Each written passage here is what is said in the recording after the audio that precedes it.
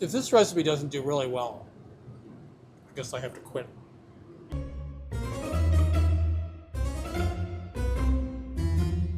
One of the greatest recipes in the world I had never heard of is called a bisquete.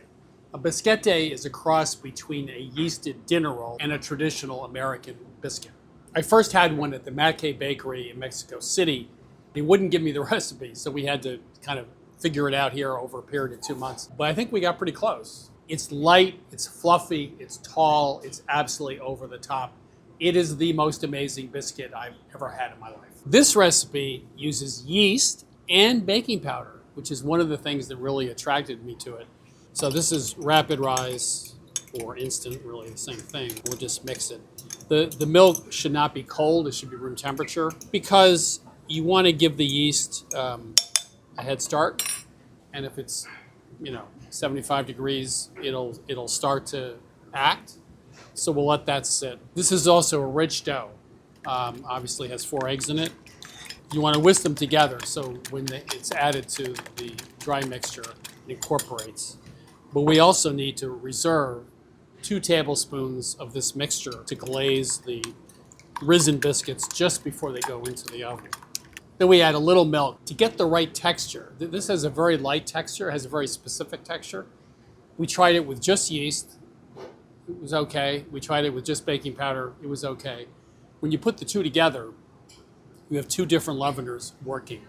And so you get a very different texture. It's a really unique way of leavening, in this case, these biscuits. The next thing we're gonna do is stand here and think. Sugar, salt, baking powder. Take butter, and this can be cold from the fridge. It'll just take a little time to mix in. This is called reverse creaming. And in a lot of cakes, for example, you'll coat the flour with the butter and work it in. That helps protect the gluten, the proteins in the flour, so it won't be tough. If this mess on the counter really bothers you, then maybe you should just go to a bakery and buy your biscuits. I traced that back actually because I was trying to find the idiot who wrote that first person who said pea-sized pieces of butter, and it was actually in a Fannie Farmer cookbook from a long time ago. So it's not that it's wrong, it's just no one's thinking about, hey, in Fannie Farmer's day, people were making hundreds of pies a year, so they all knew how to do it. If you only make a pie twice a year, it's a terrible thing to tell people because they won't cut it in enough, and you're gonna end up with big pieces of butter, it's gonna stick to the counter, it's gonna shrink when you pre-bake it, and it's gonna end up being tough because the fat's not all the way cut in. And that's only the first 4 reasons I don't like it. So what do you got? It's yellowish. You don't see any big honking pieces of butter in here, maybe a few tiny little pieces. Now we have the dissolved yeast. We're gonna let this in the fridge for half an hour, 45 minutes.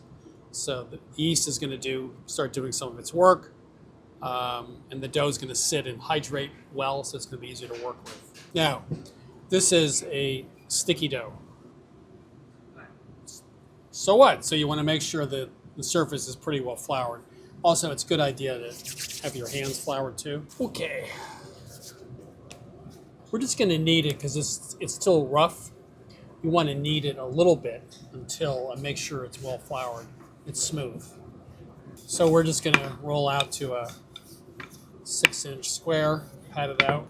The next step is turning this into a rectangle, which is 8 by 14. So now we're gonna fold it up into a letter. The reason you want to get some of the flour off is you want the dough to stick, the different layers, because otherwise you end up with layers in the final dough. 5 by 11. So we did test this. Usually with a biscuit I do 1/2 inch thick. These are super high biscuits, so you want like 3/4 of an inch thick. You do want to dip this in flour. You don't want it twisted too much. So you're going to get about 4 out of the first round.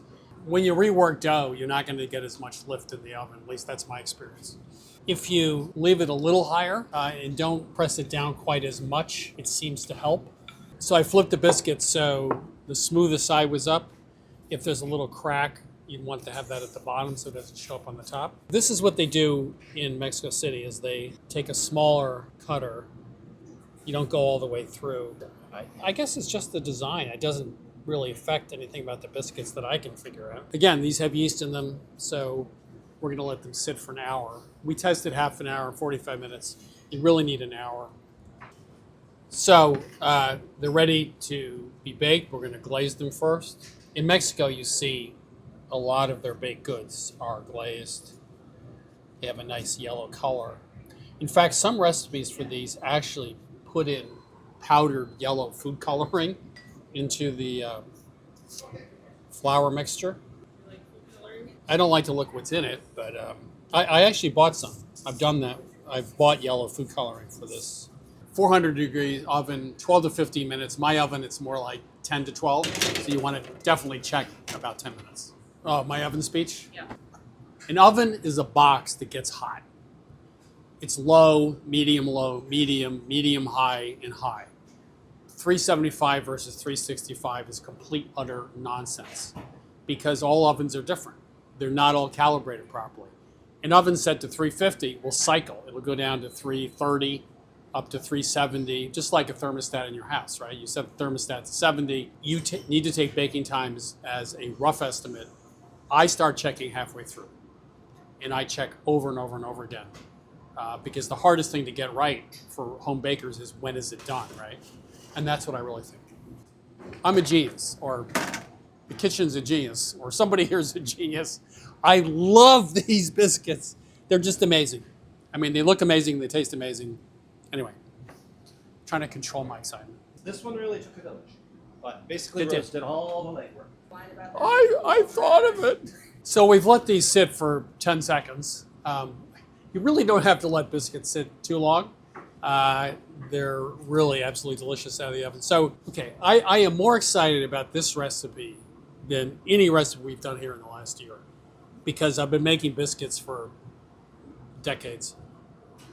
These are so much better. And when I had them at Mackay in bakery in Mexico City, actually it's a chain of bakeries, I was completely blown away because the texture was so different than anything I've had before. And they're so rich, you actually can eat them out of hand without anything on it. I would, of course, slather with butter and jam too.